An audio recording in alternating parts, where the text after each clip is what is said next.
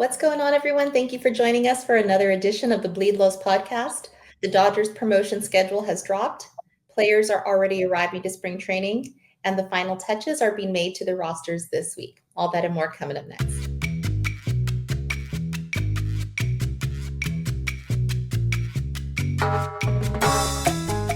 Welcome back, and thank you for joining us. Anthony and I are your co-hosts tonight, and producer Roger is behind the scenes. Before we get into everything, we want to tell you about DodgersBeat.com. Stay up to date and in the know with all of the latest and most comprehensive coverage of the LA Dodgers. It is your one-stop for articles, interviews, contests, merch, and more. Never miss a beat, and check out DodgersBeat.com. All right, Anthony, huge week in sports. We're going to talk all about it, but first, how are you doing? I'm doing good. Another day in paradise. Even though it's kind of cold outside, I think we're just going to be cold for the next 2 weeks.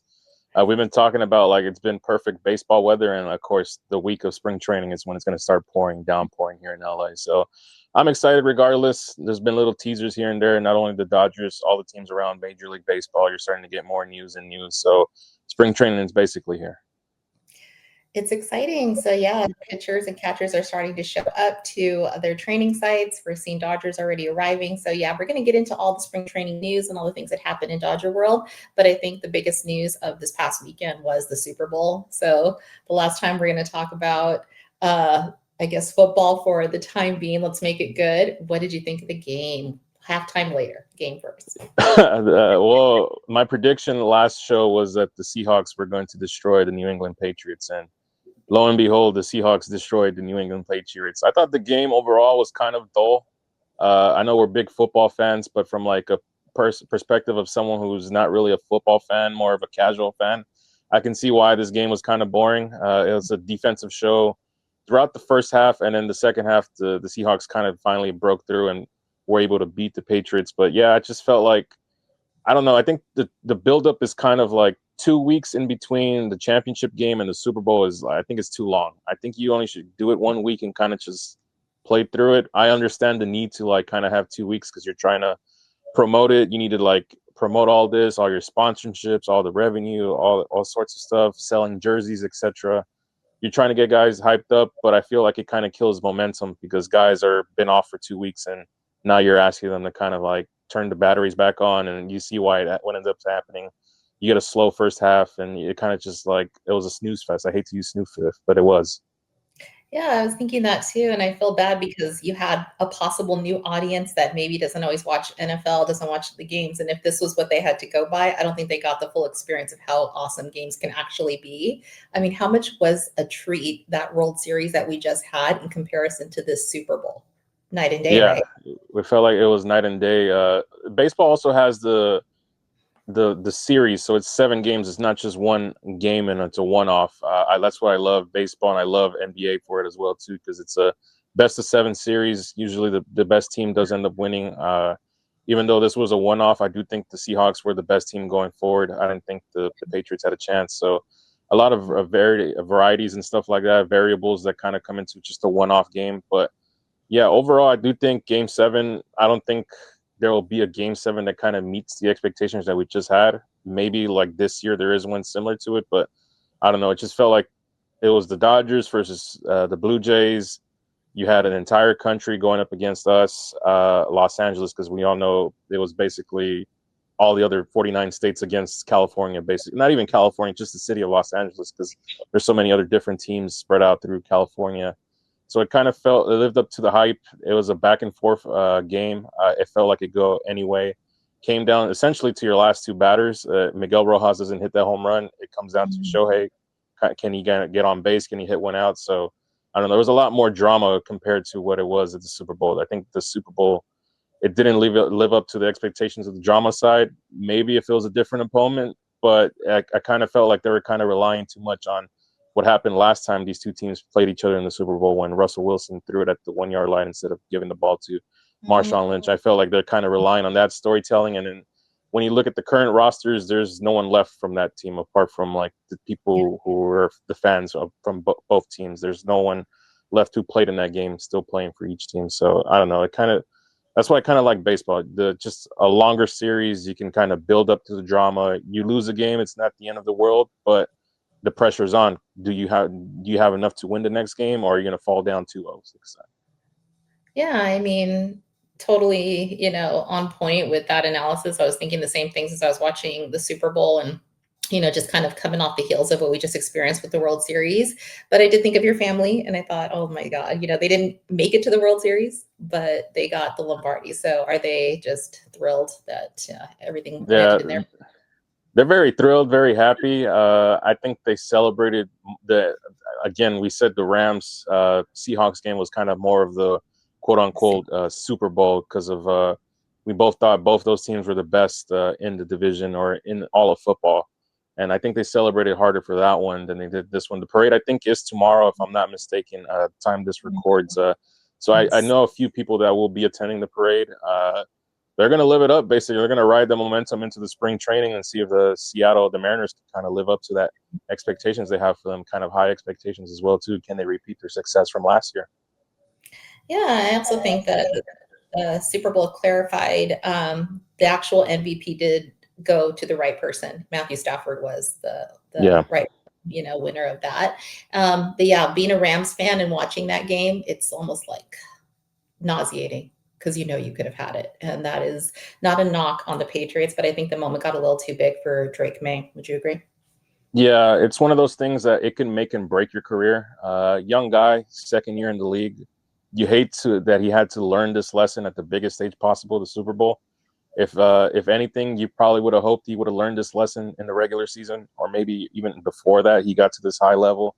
Yeah. It just felt like, I don't know if it was just the weight of the expectations or the moment just got too big for him. I also looked at it from a different perspective. I thought about like what the baby Dodgers, when I consider the baby Dodgers, I think like year one of Corey Seager, year one of like Cody Bellinger. I know we made the World Series with him year one, but like a year one of Jock Peterson, they're still trying to figure out who they are as major leaguers. He's still trying to figure out who he's going to be as a professional football player. Unfortunately, he is in the record books. I think he kind of put up the worst kind of performance in modern history by any Super Bowl quarterback that participated in it. I think the second one is like basically the ghost of Peyton Manning in 2015, when he was just kind of being carried by that defense. So it's one of those like painful lessons that he has to learn. It's either going to make him or it's going to break him. And I hope it does make him, because I don't want it to be something that you look back at his career and is like, well, he got there and like the rest of his career didn't pan out because like he couldn't like get over this mental hurdle of like failing at the biggest stage. And hopefully it doesn't end up happening for him. Yeah, I wish him nothing but the best. And he got some experience, so it's cool to watch him, grow. And I'm sure he will. We had some Dodgers there. Blake Snell, big Seahawks fan from that area. You saw Kike rocking out. So yeah, we're going to transition into the halftime show because I think that's the biggest news of the last couple days. And I haven't been able to stop thinking about it and all the little Easter eggs that we got from that show. I wondered what it was going to be like, but I'm kind of just going to ask you what were your biggest takeaways, and then we'll just kind of break it down from there.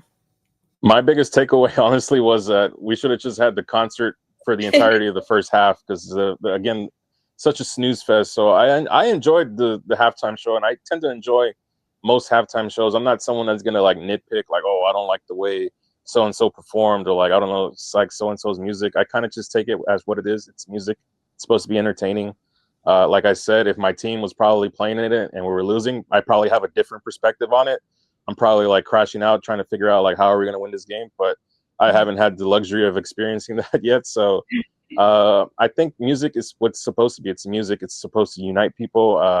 In our house, my sister could care less about football, but she knew Bad Bunny was performing. So she sat through the whole performance and then promptly left once the second half kicked off. But yeah, I kind of took it as what it was. There was a lot of great Easter eggs. A few of my favorite ones was when they're having that dance. Like it was, again, it just hit me right now. Someone actually got married at the Super Bowl, which is kind of insane to me.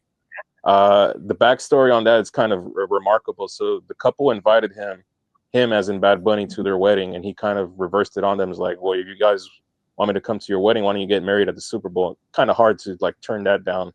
It's kind of one of those things that you kind of have over like the rest of your family and friends. Like, yeah, I got married at the Super Bowl. The whole world basically saw me get married. So it's kind of one of those fun little Easter eggs. I love how he kind of created an ecosystem in there. It looked like an actual, like, I don't want to say village, but like a city. It had their own bodegas. It had their own barbershops, all sorts of fun little stuff.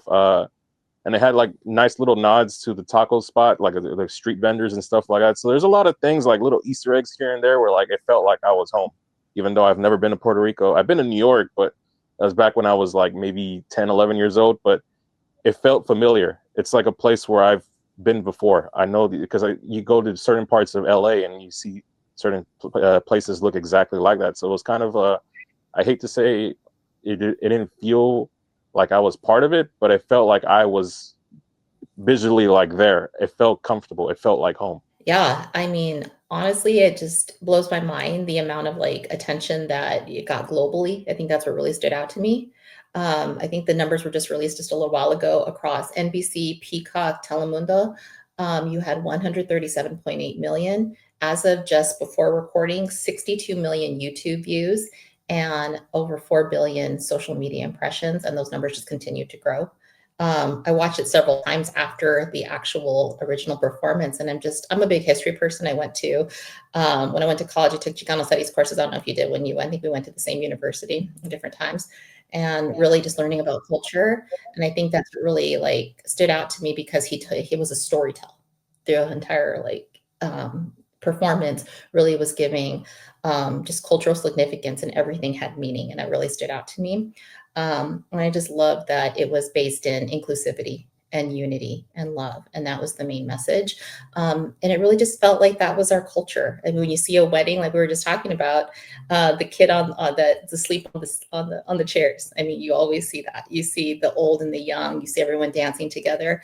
I just felt like it was a really amazing representation of who we are as Latinos, all different cultures, all different countries, but we came together and we all felt united. And I feel like that's something that was very needed right now. So it felt like just the right person, the right performer at the right time, but it felt like it was so much bigger than just a performance. So definitely enjoyed it. Yeah, so kind of just moving along, we're done with football, so that means it's time for baseball. And so I know Yeah, that it's time for Dodger baseball. it's time for baseball. So it's kind of the first thing you see as soon as the Super Bowl ends.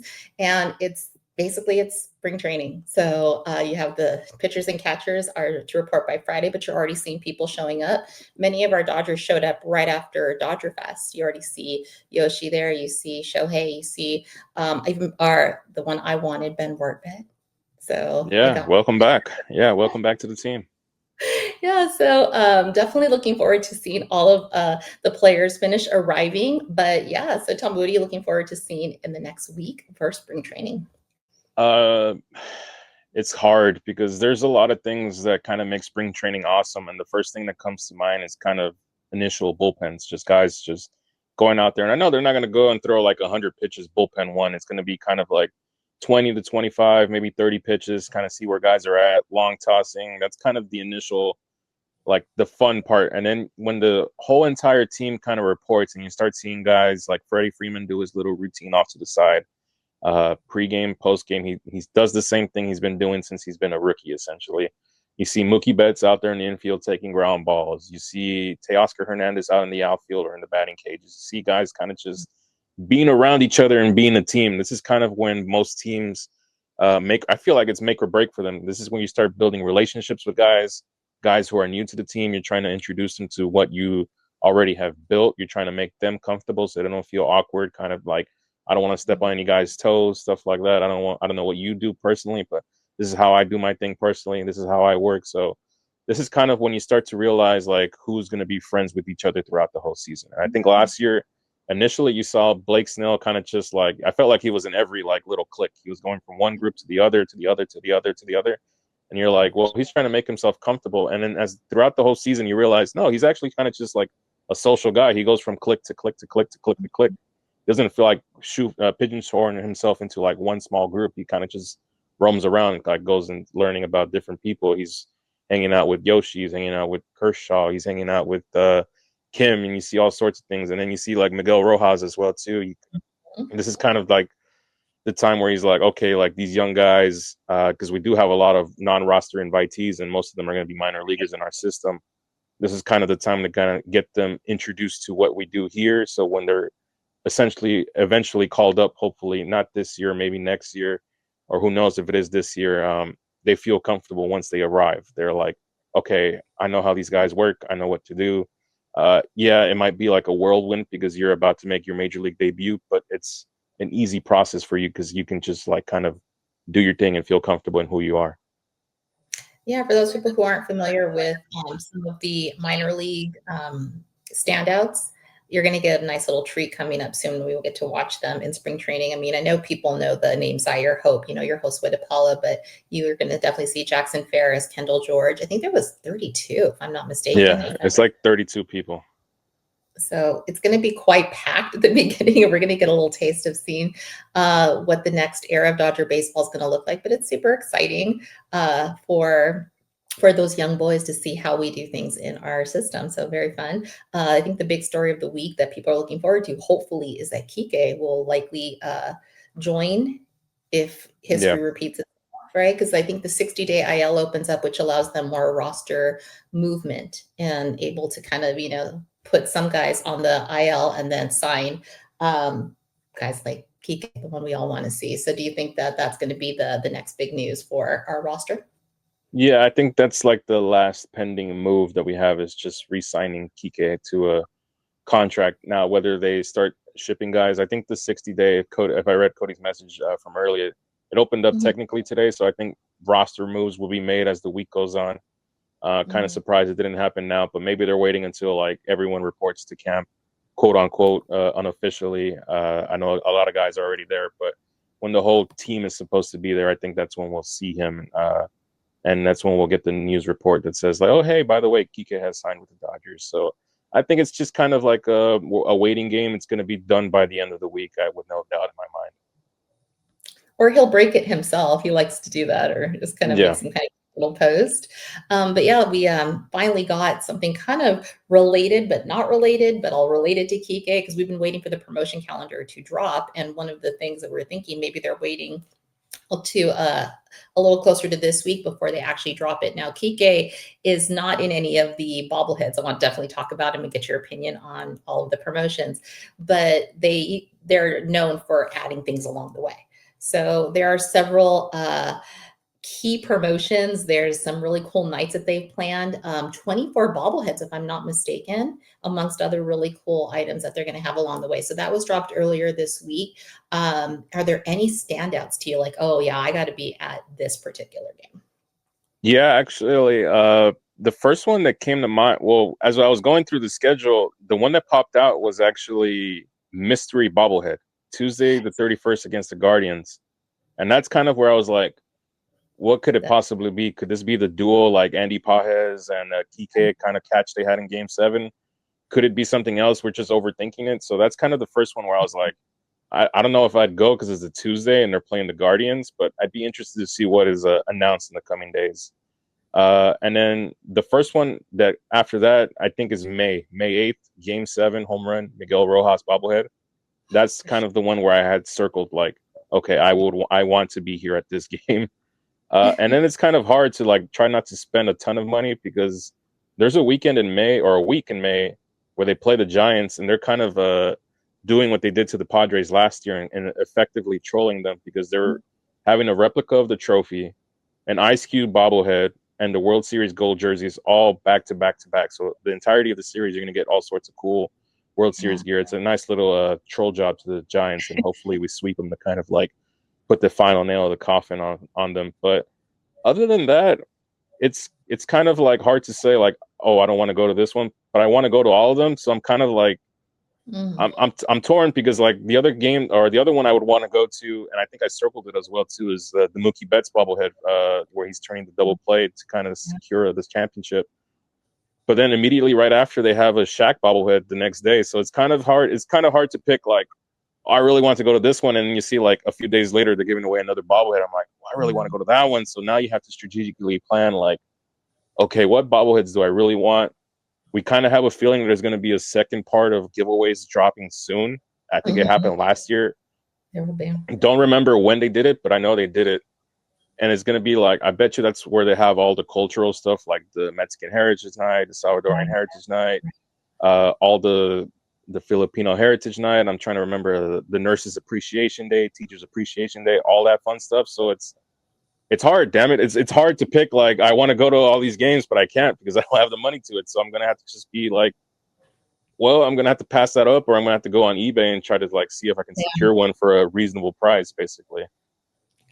I've done that many times where I can't go to every single game. I started circling and I'm like, okay, I have to really scale back a little bit.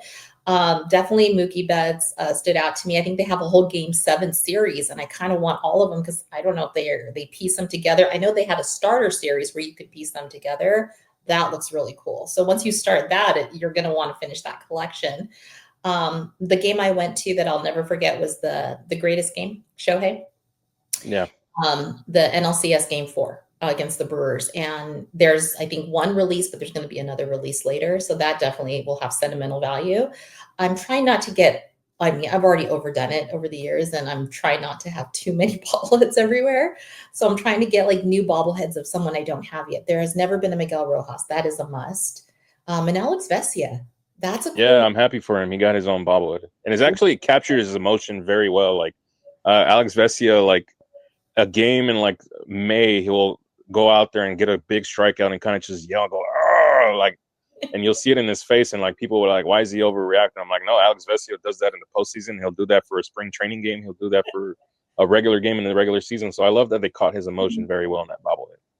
It's just a normal Tuesday in June for Alex Vesia. That's just how he is. And so it's hilarious when people overreact to that. The one I kind of want to see how it comes out is Dave Roberts. There's a release date. We don't have the mock-up of what it's going to look like. What pose do you think that he'll have? I kind of think it's the pose maybe when he's touching his head and he's just in shock.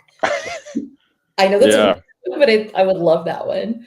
Yeah, hopefully they give him a cool pose, because I'm looking at the bobbleheads that I have right here, at least bird's eye view, and like most of them are kind of generic. The only one that stands out, at least right now, is probably, well, I have a Hanley Ramirez one, because he's doing I remember he used to do the ICU thing, so that's kind of the one that stands out. So I'm kind of hoping a lot of them that are not mocked up are kind of like special. I like Miguel Rojas, is like you can see him lunging, because when he's in actual at bat, he's lunging as well too.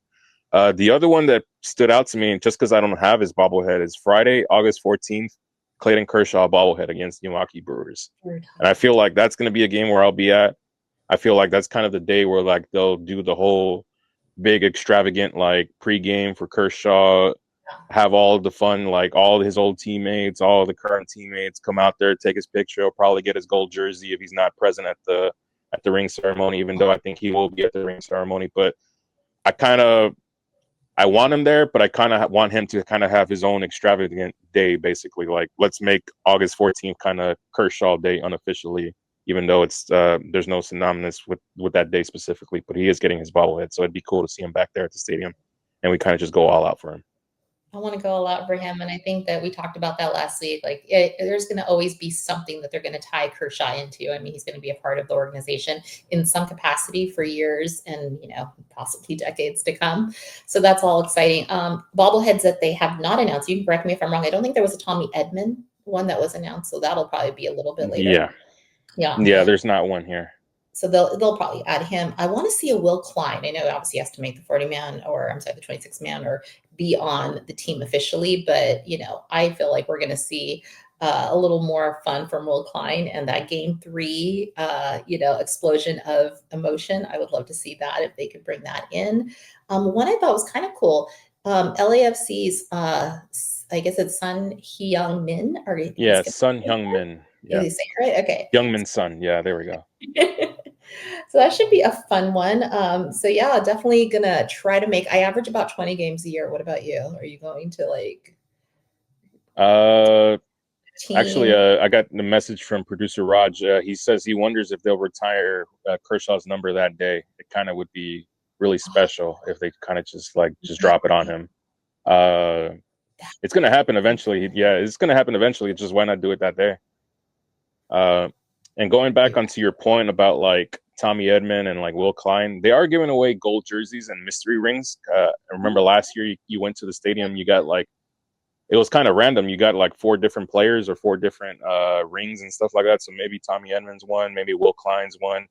Kind of unsung heroes, guys that probably contributed a lot, but are probably not going to get a bobblehead, unfortunately. So maybe that's where they'll get their little giveaway. It's either a Tommy Edman ring or a Tommy Edman jersey, stuff like that. For me, I tend to average probably a game a month. So if the season starts in April, I'll do one in April. I'll do one in May, June, July, all the way through. I didn't go to any playoff games this year, unfortunately. But I think last year my record overall I think was like 8-1. So we were pretty good when I went to games. So I'll kind of probably just keep it at that, one game a month, and I'll probably just pick and choose which games I do end up going to.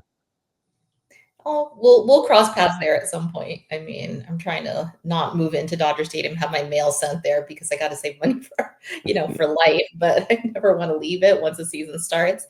But it's definitely going to be a fun season. I really think they knocked it out of the ballpark, no pun intended, already with the bobblehead. So very exciting to see how those all look when you finally have them in your hand. So I'll be getting those for sure. But yeah, I kind of want to just turn our attention a little bit to something fun that I just saw in this past week. I know you're watching it too, but the Caribbean series, that was really fun. Yes. Did you catch how that all went down? I mean, it ended up ending exactly like it should have. There was a walk-off. Los Charros defeated Los Tomateros 12-11. I mean, that's the kind of game you want in a final, right? Yeah, it's so much drama. By the way, the Caribbean series lasts for a week, but it feels like it has so much action just for a short period of time. It's one of those things where, like, I think it's kind of the unofficial start, because I know they play Winter League and that's how teams qualify. They play winter ball in Mexico, they play in Venezuela, Dominican Republic, all sorts of places, and they qualify for this tournament. It's kind of like a champion round, stuff like that. And it was actually fun to see like a good final. It kind of reminded me of Game 7, just how intense it was, even though I didn't really have a dog in the fight. Of kind of just watching as a neutral, but a team goes up very big. Los Charros go up big. Los Tomateros fight all the way back, and it comes back down to just, can your closer execute pitches? And unfortunately for Los Tomateros, their guy ended up throwing 2 wild pitches and ended up being the reason why they lost. It's kind of a very heartbreaking way to lose, especially having your closer out there kind of just die on you, essentially. It felt like the moment got to him a little bit. You tend to see guys kind of crumble under pressure, and I think he threw that first wild pitch and he felt it right away. He's like, oh man, I can't do that again. And just, he got in his own head, basically. He got in his own head, and once that happens, the game is essentially over. Because I think it was just a battle of him, just like, you can't mess this up, you can't mess this up, you can't mess this up. And then the pressure gets to him, and he just throws another bad wild pitch where doesn't even give the catcher a chance to kind of like block it. It was just like, from the moment he let go, you knew this is going somewhere this guy's not going to be able to go get. Yeah, but one thing that I kind of liked at the end of the whole series, we have a friend of the carne asada, Benji Gill. So Yeah. So won the whole thing. So very exciting to see, just people that we associate with, people that we root for. But it was a really good game. I didn't expect it to get that way towards the end, but it was, I always like good baseball. So it was very exciting. But yeah, turning our attention to some reunions on our side and some goodbyes. I think the ladies are probably not too happy that love their Amanda. So we're gonna have to say goodbye to our boy Anthony Bondas. No more Selena songs, Anthony. Yeah, no more Selena songs. Friend of the show as well too. He did have that friend of the carne asada T-shirt on in spring training. Unfortunately, he's no longer with us, as he's no longer a Dodger. I think last I read, they're going to work a trade out for him. So we'll see what the return is, if possible. A guy who was basically a career major leaguer, just couldn't find his role anywhere. We got him in 2024, and he kind of stuck along, played really well. I think I'll remember the good times, 2024 specifically. He was a big part of that bullpen dog committee that we talk about. He got some very big outs for us throughout the whole postseason run. And last year during the regular season, for a while there, he was kind of one of our only solid arms out the bullpen. It felt like it was him, it was Vesia and Jack Dreyer, and sometimes Ben Kasparius when he didn't have his walk issues and stuff like that. But other than that, there was no other guys that I looked in there. I'm like, I don't know about him. And like Ibanda, at least during the regular season, was someone that I was like, okay, like I feel comfortable with him going out there and getting 3 outs for us. So unfortunately, it's the business side of things. If you look in the bullpen we have now, we have Tanner Scott, we have Jack Dreyer, we have Robleski, we have Alex Vesia. So 4 lefties, and he's a 5th one. So it kind of just became a numbers thing at this point. He had no more options. It's unfortunately just one of those things that is going to happen. But I always say with players that help us win championships, banners hang forever. People will always remember who Anthony Bonda is. Like 10 years from now, you'll show them a picture and you'll be like, oh, yeah, I know who that is. That's Anthony Bonda. He pitched for us in 2024 and 2025. So it sucks. It's the business of baseball, but I wish him the best in wherever he ends up being. Same here. I mean, he kind of had his own style and he was true to himself. We have the Mr. Cartoon mask that he kind of made popular that still to this day you see lots of Dodger fans wanted to get that, get an autograph when you go to the signings. Nice guy. Everyone I haven't talked to him at length directly, but everyone that I know who has interacted with him says nothing but great things about him. But yeah, it was just an overabundance of left-handed relief pitching and being out of options. And that is the business, like you said. But when they DFA'd him, it was right after the move of getting Ben Wardbed back. So I don't know if I manifested it wrong, but I kind of feel excited to see Ben back. It's a little more complicated because now we have 3 catchers, and it's just likely not going to stay that way. You've got Dalton rushing. And we know how he had his struggles last year, not because he's bad, but I think that you have an issue that you have Will Smith as your everyday catcher, and you really do need to think about a player like Dalton Rushing getting adequate play time. But they did bring Ben back for a reason. Where do you think that the whole 3 catcher situation is going to land in the coming week or 2? See, right now it's all good because it's spring training and guys are working and stuff like that. So right now I don't mind it. Now, the issue becomes when it gets closer to the season and you have to make roster decisions, whether you want to keep a Ben Wardbed or a Dalton Rushing as your backup catcher. Mm-hmm. Dalton needs the playing time, but unfortunately there is a stopgate in Will Smith, and the only way you're going to get the playing time is Will Smith goes down with an injury, which he did towards the end of the last year, but then you saw himself, Dalton kind of struggled offensively, I think as a catcher as well too, defensively. It was kind of hard for him at times. I felt like when he called a game, you can see it is kind of just inconsistent. Sometimes he'd be good, sometimes he'd be bad. But again, he's a rookie. Well, he was a rookie last year, so I hate to kind of put all that on him and be like, well, he wasn't good this, and this, and that. And you have to remember it was his first year at the major league level. Hopefully, he has a great spring training, and I hope he does win. I know you love Ben Wardbed, but I hope Dalton Rushing kind of wins the battle there between the 2 of them, because I do think it's going to come down to the 2 of them. And this is what it is basically in spring training. It's basically a competition. You're going to have a lot of guys who are trying to stay in the big leagues and kind of save their careers. They might be towards the tail end and they don't know if they're going to stick with a team, or if they play well enough, maybe they impress someone else. There's a bunch of teams in Major League Baseball. This not necessarily all have to be Dodger players. If you play really well and there isn't a spot for you, maybe there's an opportunity for you in a different major league level or a major league team, and they value it differently than us. So this is what I love spring training for: competition. Iron sharpens iron. That's how you get better this time of year. I agree. It's kind of sad because it's either they're people, but they're also kind of treated at times like it's like a pawn, like we're moving pieces around, and ultimately we want them all to land in the right spot for them, for the team that, suits them best. And it won't always be the Dodgers. I fully understand that, but I definitely want the right backup catcher. And I do like Dalton Rushing. I have nothing against him at all. I actually think he's really great. And I want to see just some amazing backup catching for Will Smith, because you just don't know. Will Smith's not going to go the whole season. They're going to have times when they're going to have to either just kind of give him his rest, adequate rest, or unfortunately he might be injured at certain points. So we do have to have the right catcher backup for him. What did you make of Andy Ibanez? He is yet again having a whiplash and back and forth. Yeah, that one. It's kind of weird to see him. Like, we signed him to that contract and he's not even on our team anymore. He's now with the A's. But again, I think it's just that time of year.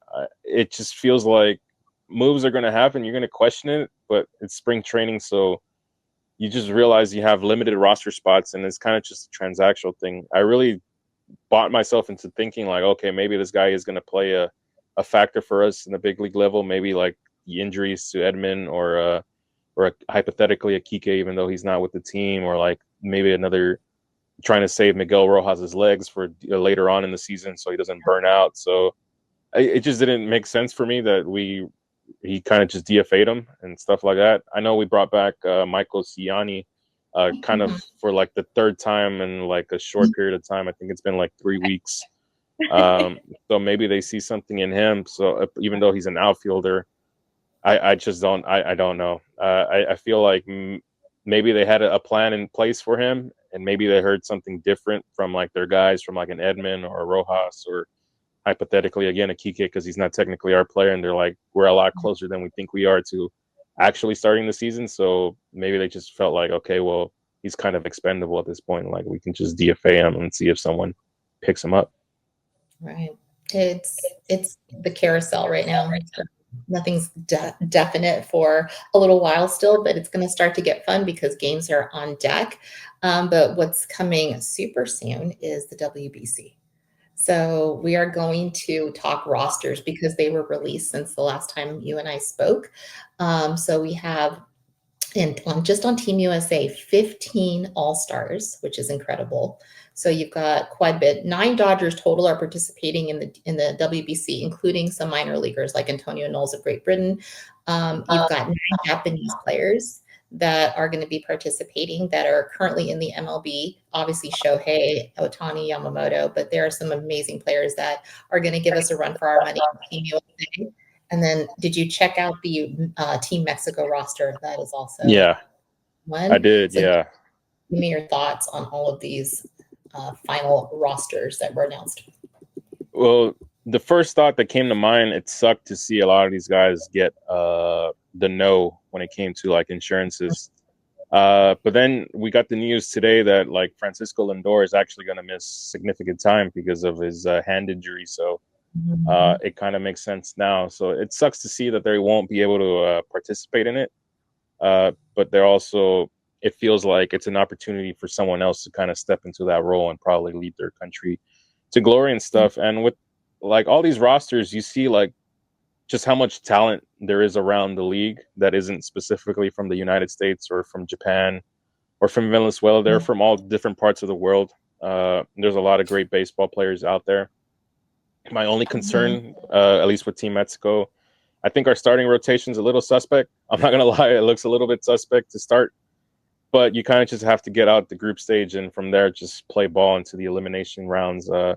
Team USA as well, too. Can you get you guys ramped up? And for any team specifically, just you're going from them basically an off season and you're trying to get them basically going like that into competitive games right out the gate. So you see why guys go out there pushing and struggling and like kind of forcing the issue because they really don't have time to. It's not a 162 game season. It's basically 5-6 games, and if you lose, you're out and you have to go back to your team basically. So you'll see early on, you'll see guys kind of pushing the issue, kind of trying to force things, make things happen just because they know the pressure of like, we don't win this game, we're in trouble basically because our next opponents are very good teams. So I don't know. I'm excited. There's a lot of opportunities for guys to kind of break out and make their name. Last tournament, Randy Arozarena was that guy. He kind of gave Team Mexico the lift it needed. So we'll see who any of these guys have the possibilities of being the superstar for their individual countries. I'm excited to see what Paul Skeens can do. I'm excited to see if Aaron Judge can kind of live up to that hype. I feel like he's kind of missing that like big moment. I know he had it last year in the playoffs where he had that home run against the Blue Jays, but they still ended up losing the series. I'm excited to see what Shohei and Yoshi can do. There's a lot of guys. Julio Rodriguez, I feel like this is kind of like his moment. The last time we saw him play, he unfortunately went down striking out, and he ended up not necessarily him costing his team, but he was the last out for the Seattle Mariners season. So hopefully he comes back and he plays with a chip on his edge. I want to see what the big dumper can do. He had a great regular season last year. We'll see what he can do here in international play. So I'm just excited. There's a lot of great ball players out there, and this is kind of like, I know we have spring training games, and we'll get into like watching spring training games, but I feel like I'll be more interested in competitive games because I know they're playing for something. In spring training, we're not playing for anything. We're playing for let's not get hurt and just finish this game. They don't even like they have ties in spring training now. They'll call it. They have times where like the managers will look at each other and be like, "You good?" And like, "Yeah, we're good." All right, call the game basically. So we're basically playing practice games here in Arizona and Florida. Do you watch all spring training all the way through, or do you just like tap out at a certain point?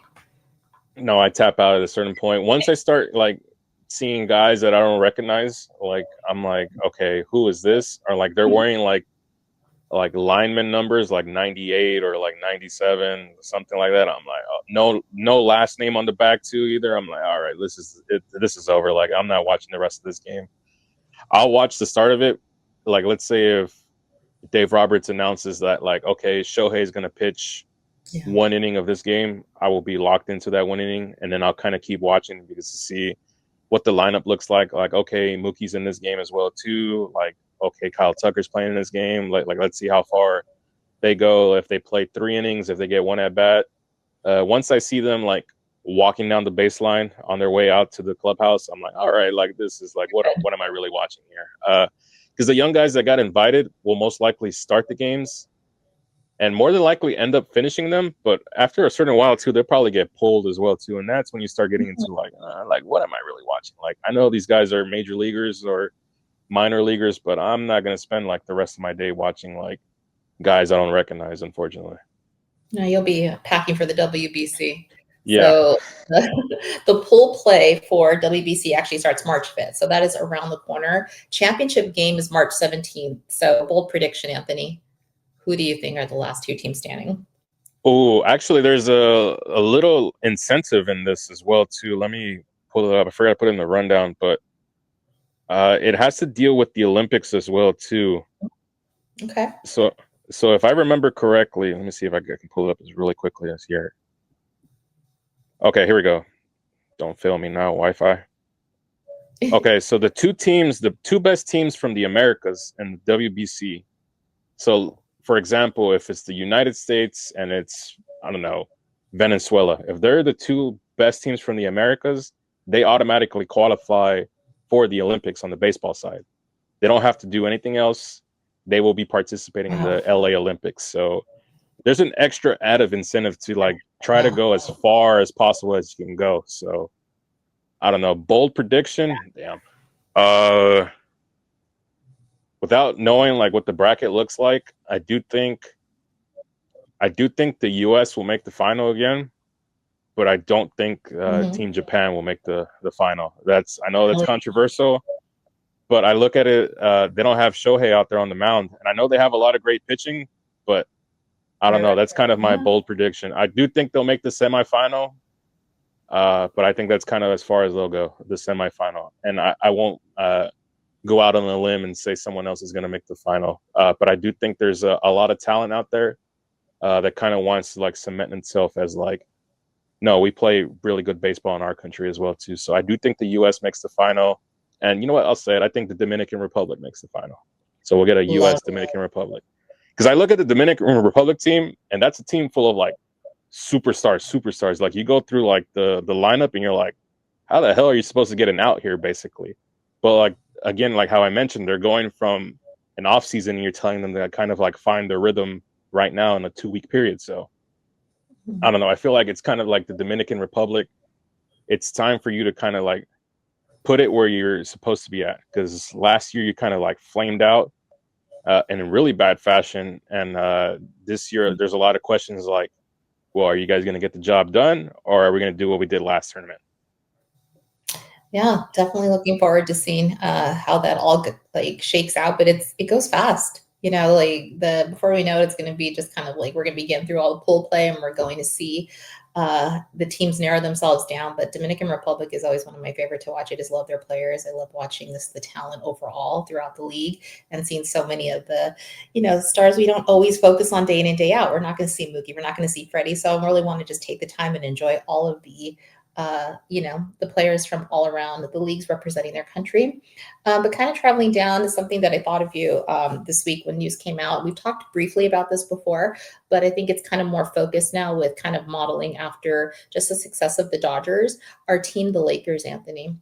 We are knows Mark Walter, purchased the Lakers last year, but there was news that came out that this coming summer that there are plans to make significant hires to a wide range of front office positions.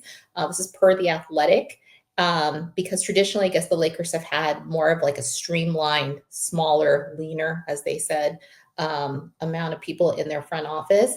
And you and I know that there has definitely been a need for just kind of a revamp a little bit of that using the Dodgers model.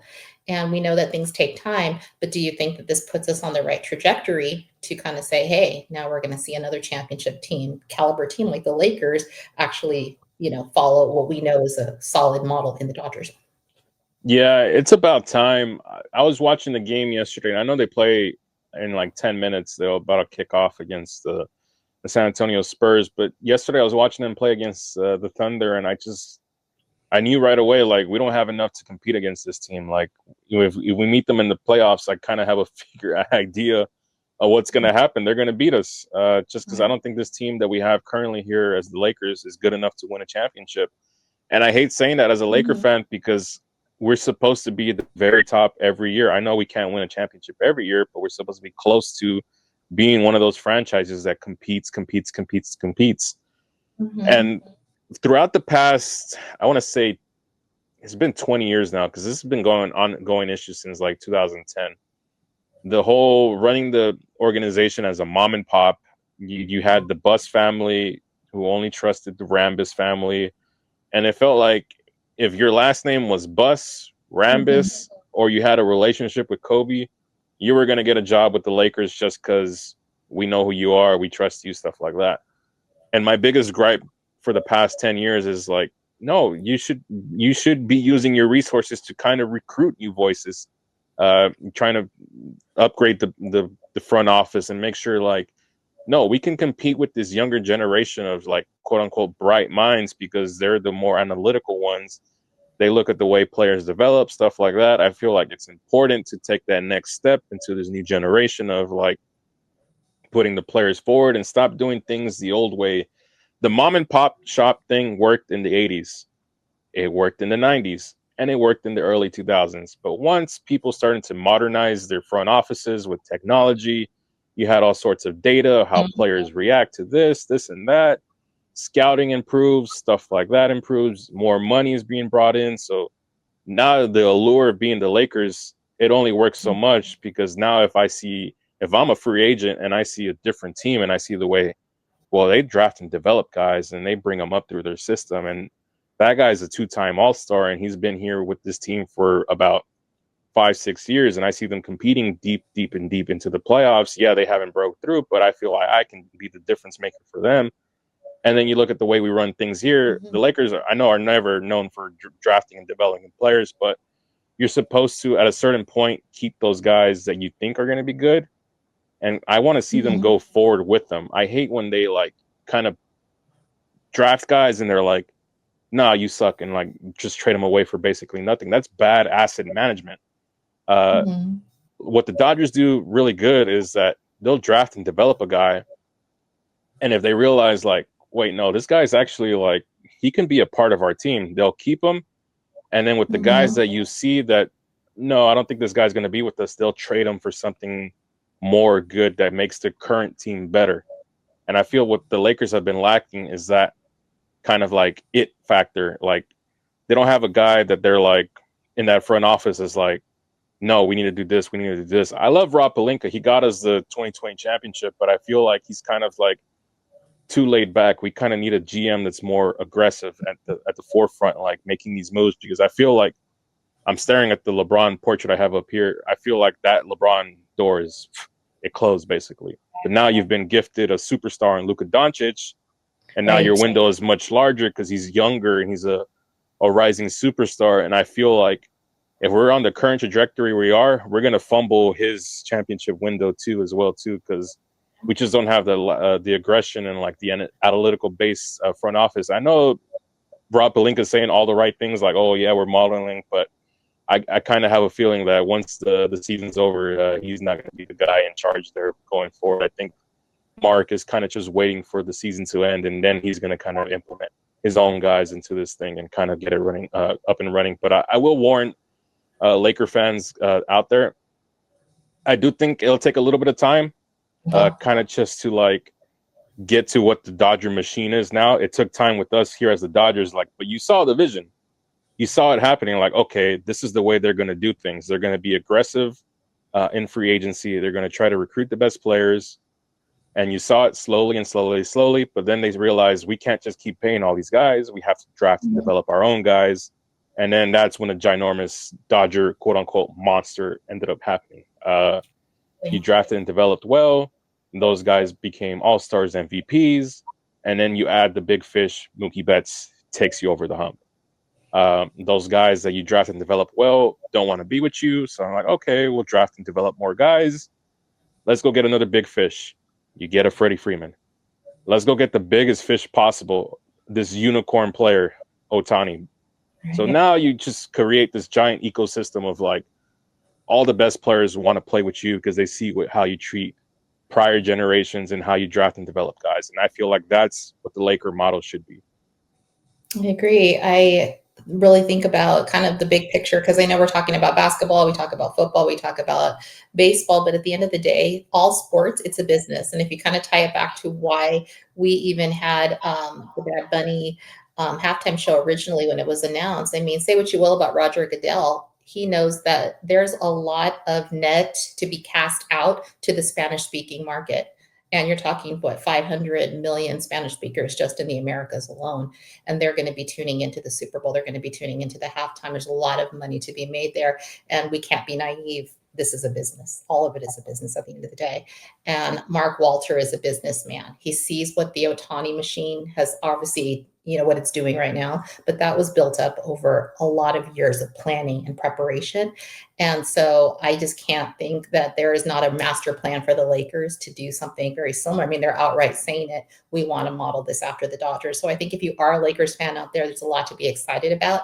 Like you said, it's going to take time. But I really think that LA is on the right track because we are a city of champions. That's what we're known for.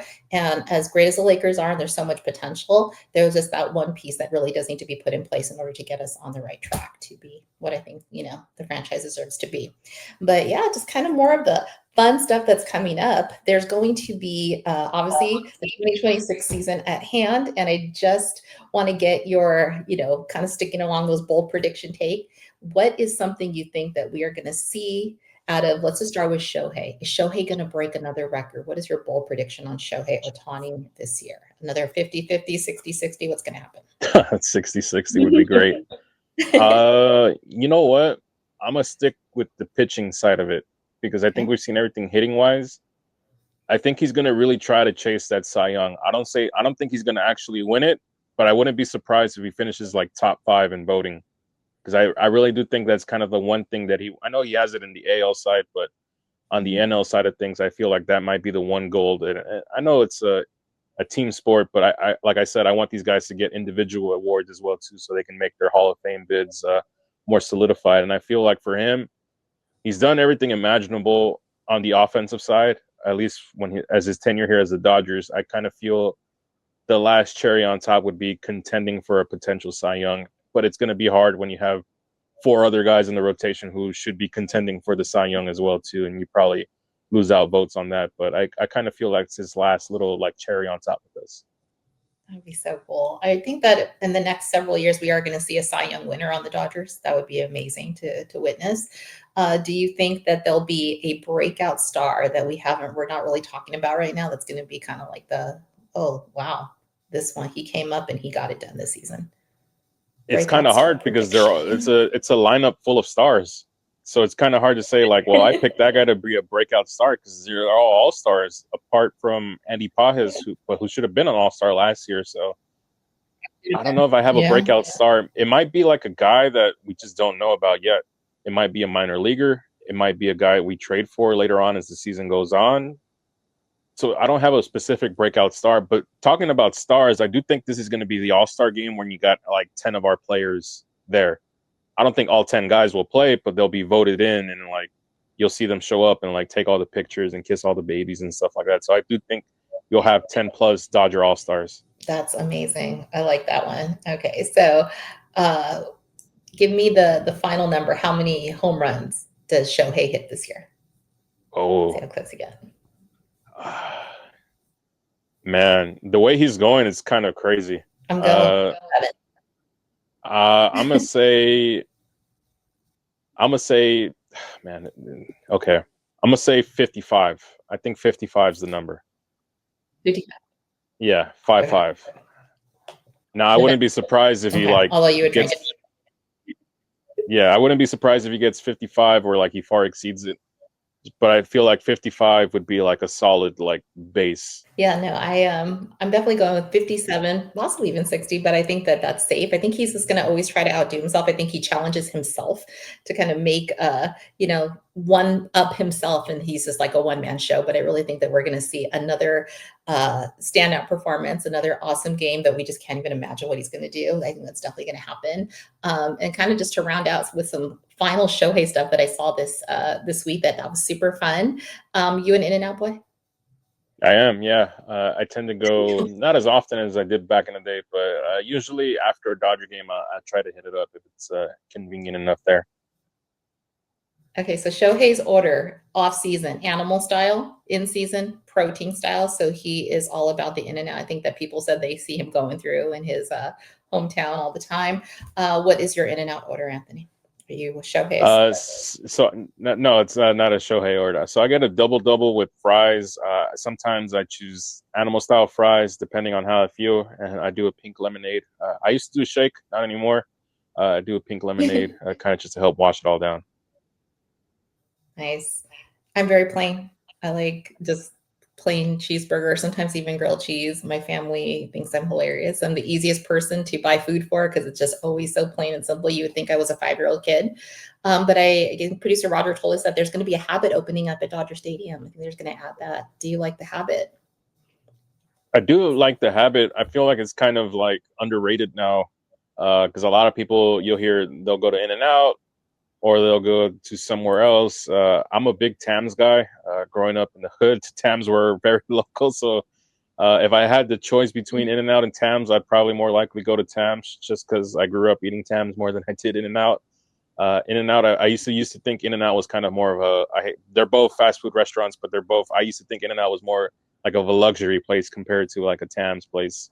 But yeah, I'm excited for just the season. I'm excited for baseball. I'm excited for everything. So am I. When we were there for Dodger Fest not that long ago, we saw that they were doing some upgrades to the loge section, so putting new seats in. I think producer Roger also let us in on the fact that there's already the signage up for the 2025. I guess series of numbers where we won. And so that's going to be, I kind of think that's over by the Stadium Club. So 2024, 2025, back-to-back signage for the championship. So all of that stuff is coming together. So we'll be seeing that very soon live. But yeah, that kind of wraps up our show. What are your final thoughts as we head into the rest of the week? Final thoughts. Actually, for once, not much apart from go Dodgers. I'm ready for Friday. I think that's Friday's the unofficial pitchers and catchers report. I'm just ready to see those, like all the content on social media, basically. I am too. So I am ready. We're going to be there sooner than you think. And is this ready for, all of the fun that we're going to have for the 2026, going for the three-peat still. Just kind of want to close it out by offering condolences. You probably heard Anthony this week, former Dodger, 3-time champ, Terrence Gore. He was on our team in 2020. And unfortunately, he did pass away this week due to complications during routine surgery. So we just want to offer our condolences to the family and let you know that we are praying for you, and just kind of let everyone know that we are so grateful. We said it last week. Thank you for over the 25,000 subs. We are always grateful for all the support that we get week in and week out.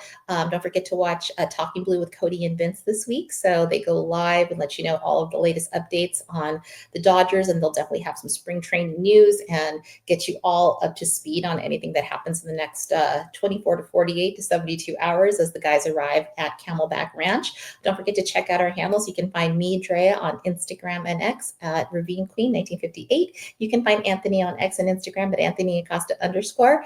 And don't forget to check out DodgersBeat.com on the Bleed Wells Podcast Network for all the latest news. And until the next big thing happens, let's go Dodgers.